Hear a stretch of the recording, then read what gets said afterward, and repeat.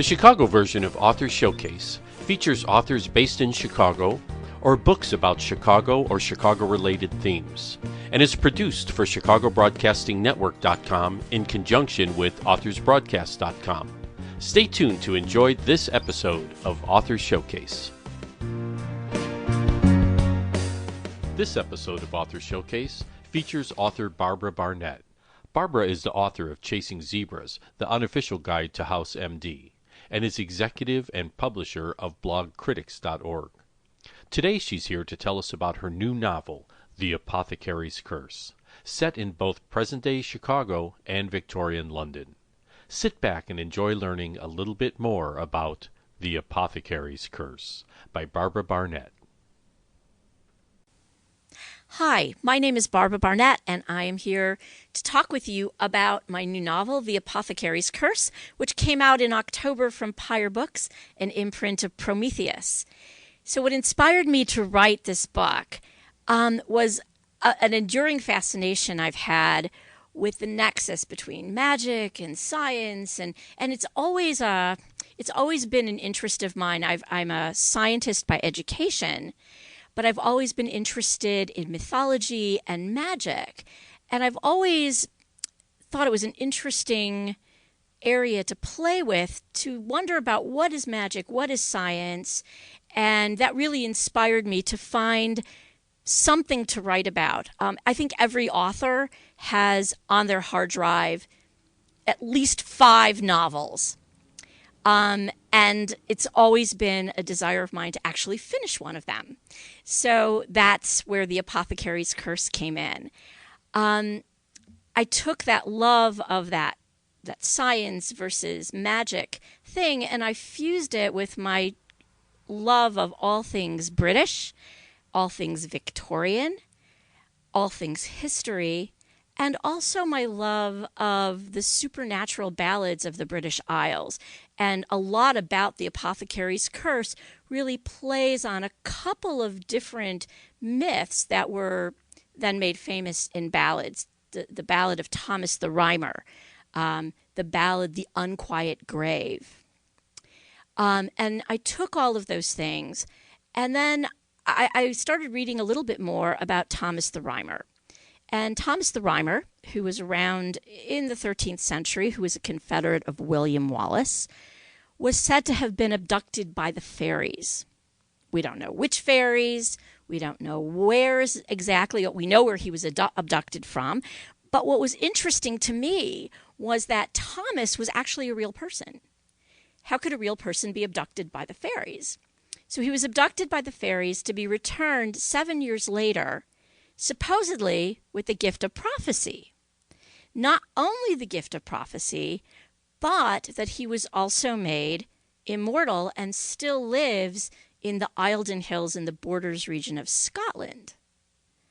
He's sort of like a Merlin figure. Well, Thomas really isn't in this novel, but his descendant, one Mr. Galen Ercildown, and the name Galen Ercildown is very specific to the region where Thomas was from. Thomas's real name was Lord Thomas Lermont de Ercildown. He was from this area in the Borders, and so Galen is his descendant. And one of the things that Thomas brought back from the fairies, which is not in any legend, is only made up in my fevered brain, is this idea that the fairy that abducted him, the elf queen that abducted him, was actually Ermid of the Tuatha De Danann, a semi-deity race that lived mostly, they're associated with Ireland, but also I speculate that they may have come through Scotland as well. And in fact, it was Armid, the goddess of healing, that abducted Thomas.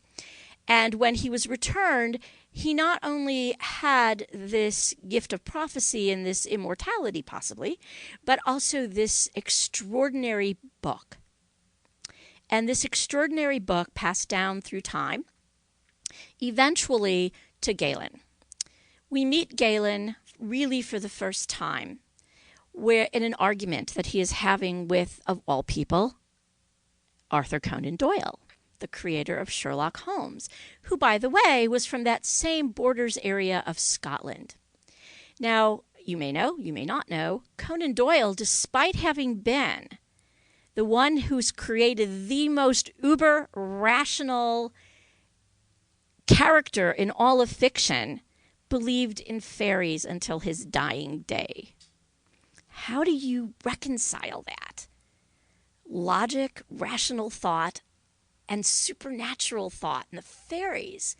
So that really played into it. Of course, one of the most famous quotes from all of Sherlock Holmes is, and I'm paraphrasing it, is, "The truth is, it comes out when when all the other possibilities are exhausted, what remains, however improbable, must be the truth." Who knows? Who knows? And that was Holmes's byword. If Holmes actually had ever found a case where he couldn't find a logical, natural answer, who knows? Maybe he would have adopted Conan Doyle's own belief in fairies. Anyway, that's kind of where the Apothecary's Curse came from. What is it about? It's really fantasy meets history, meets medicine, meets mythology, meets science, with a little bit of Conan Doyle sprinkled in. Conan Doyle is a minor character. How does he become a minor character in my novel? He is friends. His medical mentor was a man called Joseph Bell. Joseph Bell was the inspiration for Holmes. But, again, if you know, great. You may not know that Conan Doyle was a physician as well as a novelist and a short story writer and a journalist. And Joseph Bell was his medical mentor. My other main character's name is Simon Bell, and Simon is a distant relation of of Joseph Bell. So how does this all come together? Galen Ercildown in 1837. He was born in 1587. So really, the story is he's already a very old immortal, and he's living in a place called Smithfield Market in London, a very poor area. He's cut off all relationships from any of medical society. He was once a favorite in medical society, but it's been a year since he's talked to anyone in the medical community. Simon Bell was one of his acquaintances, more than an acquaintance, although not really ever friends. Simon's wife is dying of cancer of the breast, and he's desperate. He's been to every snake oil salesman and street mountebank to get something to cure his wife of cancer. Nothing. She's in desperate straits. He's even more desperate because he knows he will not survive without her. He pleads with Ercildown, "Do you have anything?" And Ercildown is known within the medical community as someone who not only fills the prescriptions and instructions of physicians, but often comes up with unique and elaborate cures for things that nobody else can know about. So Simon goes to him and begs him, "Please, please, please, may I do this?" And he's reluctant. Eventually, Galen says, "Fine, I will make this for you." And what he does is he consults this ancient book. What he doesn't tell Simon, because Simon doesn't know that Galen is immortal, is that the cure he's going to create comes out of this book, that his own mistaken use of it made him immortal in the first place. So he makes him this cure very, very carefully. He makes it, he gives it to him, and tells Simon, "I'm giving this to you, but please understand, if you do not use it exactly as my instructions tell you to, I'm not responsible for the consequences." So Simon is very ambivalent about the whole thing, and now his wife takes a downturn. He knows she's going to die. He has no choice. He gives her the potion, which he has done some things with because he was curious and because he was ambivalent. He gives her the potion, and it kills her immediately with all the earmarks of poisoning. Simon is bereft. He's just killed his wife. He wants nothing to do but to take his own life. So what does he do? He takes the rest of the potion, downs it, nothing happens. Nothing happens. Fast forward, there are things that happen to Galen in the interim that I'm not going to go through because they would be spoilers. Fast forward 5 years. Simon realizes after many suicide attempts he cannot die. He's tried it all. Now he's been in a terrible, catastrophic construction accident in the middle of London on the London railway construction. And everyone else is killed. He has not died. Now he's beginning to wonder, what's wrong with me? And at that point, through some certain happenstances, not real happenstances, they make sense and they're logical, he is brought to the attention of a man who is a mad doctor. And by the way, a mad doctor is what psychiatrists were called back then, who is the head of care at Bedlam. Simon goes to Bedlam to meet a man who has been the star attraction in this sort of really horrible, grisly freak show, because this man is said to not be able to die. Anything can be done to him. Any kind of torture can be done to him. He won't die. He could be slashed and he can be burned and he could be broken, but he can't die. So Simon wants to have an audience with this man, and for a tidy sum, the director of Bedlam agrees. And he goes into the institution, and he hears a man muttering in the corner. He sees a man. He's brought to this man in a cage, who's muttering in the corner, insane stuff. And as he draws closer, he realizes what he's saying is not insane. He's quoting Ovid in Latin. He realizes eventually, within that audience, that that man is Galen Ercildown. The story takes place in 2 timelines, and I've kind of given you a capsule of what happens in the Victorian timeline. So now we go to 21st century, the North Shore of Chicago. And I have to say, the story goes back and forth. It's not the Victorian, and now we're in Chicago. They go back and forth all the way throughout the story. And Galen and Simon, who have found each other and lost each other many times over and over through the years, are now in the same place by design. Simon likes to keep tabs on Galen. Galen not so much Simon, but Simon wants to keep tabs on Galen. Simon is still trying to figure out, because now he can't die. He can't join his wife. She's dead. He's alive. And now it's been almost 2 centuries since the Victorian story, and Simon is still living. So all Simon wants to do is die. There's only one problem. The book that would have the cure for the immortality is missing and has been missing since 1837. No one knows where it is, least of all Galen. So Simon wants to kind of keep tabs on Galen. They have sort of a love-hate relationship. And in the modern story, Simon hears word. He gets a line on the book, possibly. In the meantime, Galen reads in the independent newspaper, the London Independent, which he reads online every morning. He's a man of the century. He reads about a renovation at the site of the old Bedlam Hospital in London, which actually happened a couple years ago. I read about it in the newspaper. That's how I thought of it. But during the excavation in the book, not necessarily in actuality, they uncovered diaries of this mad doctor who describes in detail the torture of a particular patient who is unnamed at Bedlam during the years 1837 to 1842. Galen knows it's him, and he is, to say the least, skittish.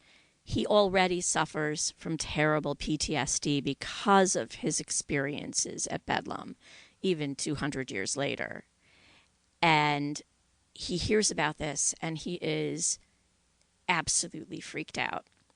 He doesn't know what to do. His biggest fear in the world is that someone will discover that he's immortal, which brings me to one of the key themes of the book, which is what would someone do if they had the key to immortality?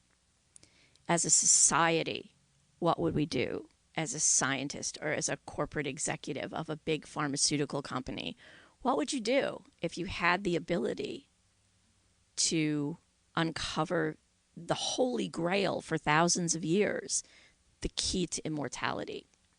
It could make you a lot of money. But Galen understands the consequences are great. He has lived a very long time and has seen what greed and power can do. So his biggest fear in the world is discovery. And now this has been discovered. He's never bothered to change his name. He never thought there was a reason to. He'd be in a place for 10 years. He'd move. He'd go on. He'd live his life. But now he could be discovered, really discovered. So he's very upset. And he goes to take a drive on his motorbike. Chicago, the end of March. A big snowstorm that melts very quickly but leaves us all icy, one of those great lake effect snowstorms. Well, he goes off on his motorbike and heads towards, he's now, I should explain that in the modern story, Galen is a dealer in rare books and antiquities.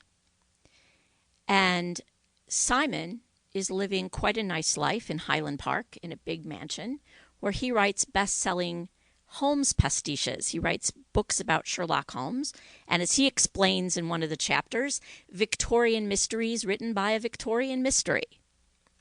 So Galen decides to take a drive up Sheridan Road, and because he knows a place beneath the bluff where he could sort of get some peace of mind and sort of regroup himself away from everything up in Highland Park.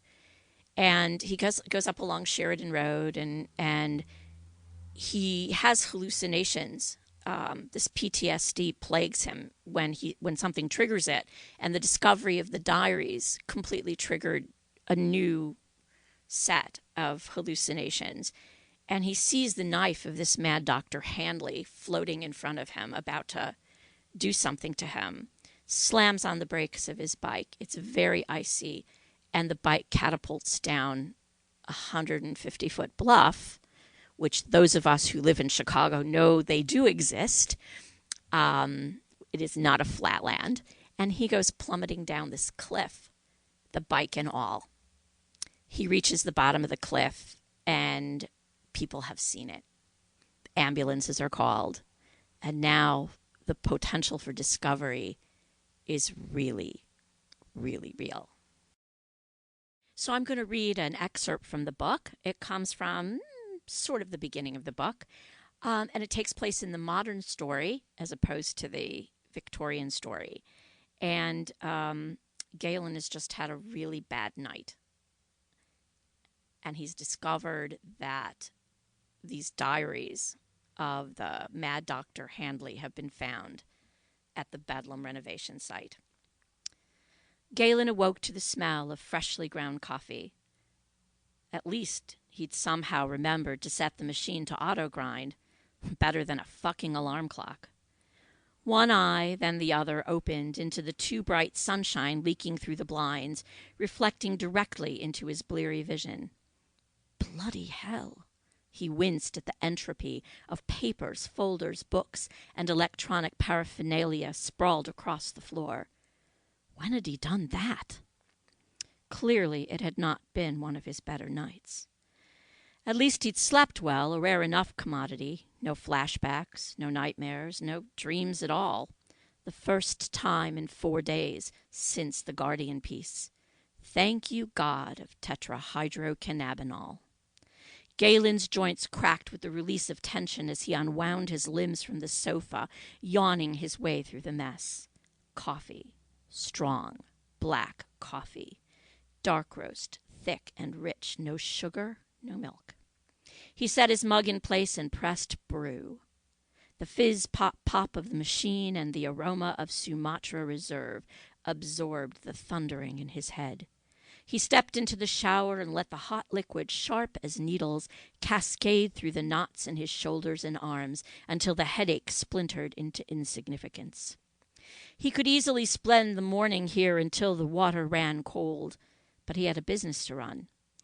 He retrieved the steaming mug, glancing at the empty Lagavulin bottle with regret, and headed into the shop. Simon was right.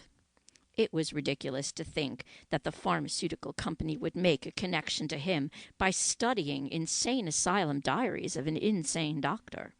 His thoughts drifted to the Ouroboros book. Was it really possible that Simon had located it after all these years? That book had caused nothing but grief for him, for Simon, even for Simon's poor dead wife, who but for the elixir would be long at her best, along with her husband. For all his interest in antiquarian books, for all his buying and selling of texts nearly as opaque and fascinating as the Ouroboros book, all his searching for it, part of him recoiled from the very idea of seeing it again.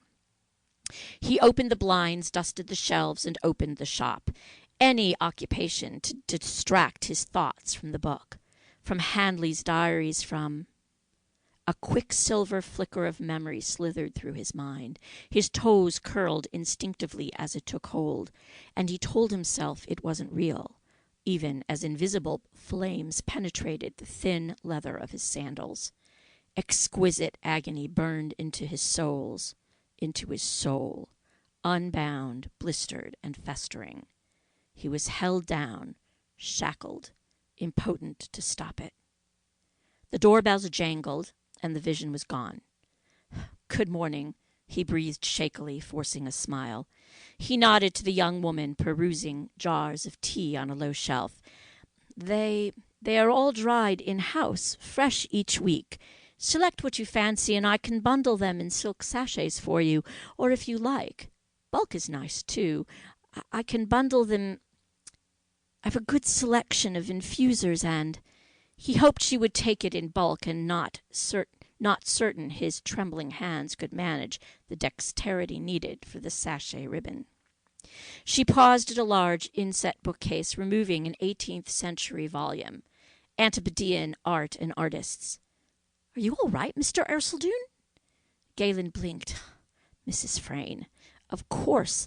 Where was his mind this morning? The glare. He'd not seen her for the glare. That must be it. Either that, or he was finally losing what remained of his sanity. "Yes, love, of course," he said too quickly. "A late night." He winked as he managed a knowing grin. "I've your order right here." He fetched a brown bag from beneath the counter. "Tangerine spice tea, 3 ounces. Perhaps you'd like a cup now. Kettle's hot." "Is this a first printing?" "It is at that, Mrs. Frayne. The plates are in perfect condition." "My husband's birthday is Sunday. The art history professor, of course. It's a handsome gift, if a bit pricey, but for you, love, $300. She didn't flinch. "Can you put it aside for me? I'll pick it up tonight while Charles is teaching." "Of course. Sure you wouldn't want to stay and... I've another book, even better, upstairs." She paid for her tea and the book, turning to leave. How might he delay her departure at least for a bit? The vision had vanished when she entered, and he'd rather not be sucked into it again, as long as he was not alone. "Sorry, Mr. Ercildown, class in half an hour, and I need to finish grading way too many exams before my students descend and demand their inflated A's. You sure you're okay?" "Yeah, fine. Let me know how you like the tea." By noon, the 2 vivid flashes of memory had yet to retreat, an endless horror movie in short cuts that would have chased Guillermo del Toro under the bed, trembling with terror.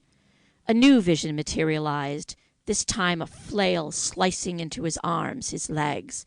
Horrified, Galen observed as his skin peeled away, then muscle, then sinew, flowered open, revealing the white of bone before it, too, broke away to expose the black gelatin of his marrow. He heard a scream, not knowing whether it was memory or imagination or real. "Oh, for Christ's sakes, Galen, get a grip." No one will come for you. Don't be such a fucking twit. Who would care now about a man, no matter the overblown claims about him, hanged in Newgate nearly 2 centuries ago?